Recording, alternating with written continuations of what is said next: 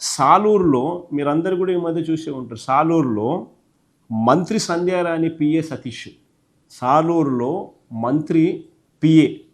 మంత్రి సంధ్యారాణి పిఏ సతీష్ ఇతను వేధించాడు అని చెప్పి మండల్ ఆఫీసులో పనిచేస్తున్న ఒక అటెండర్ మహిళ వేధించినాడు అని చెప్పి ఆయన పంపించిన వాట్సాప్ మెసేజ్లు, తన ఫోన్కు పంపించిన వాట్సాప్ మెసేజ్లు తీసుకొని పోయి కేసు పెట్టడానికి పోతే కేసు తీసుకోరు. ఈమె కంప్లైంట్ చేస్తే, ఫిర్యాదు చేస్తే, ఈ వాట్సాప్ మెసేజ్లు ఆధారాలుగా చూపిస్తే మామూలుగా బాధ్యత గల ప్రభుత్వం అయితే ఏం చేయాలి? ఆ పిఎన్ బొక్కలో వేయాలన్నా? ఆ మండల ఆఫీస్లో పనిచేస్తూ ఉన్న మహిళ వాట్సాప్ మెసేజ్లు చూపిస్తూ ఉంది.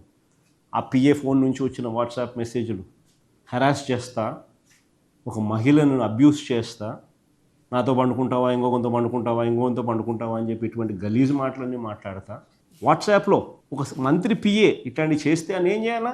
బయటకు వస్తే ఇది జైల్లో పెట్టాలన్నా, బొక్కలో వేసి కొట్టాలన్నా? అది కొట్టడం కదా దేవుడు, కనీసం బొక్కలో అయితే వేయాలన్నా? అరెస్ట్ చేయకపోగా, కేసులు పెట్టకపోగా, చివరకు ఆమెకు దిక్కు తెలియక ఏం చేయాలని అర్థం కాక మీలాంటి విలేకరులు ఏమన్నా ఆమెకు చూపిస్తే, ఈ డీటెయిల్స్ని చూపిస్తే సాక్షి పేపర్ రాసింది దాన్ని. అంతే, రాసిన సాక్షి విలేకరిని మీద కేసులు రాసినందుకు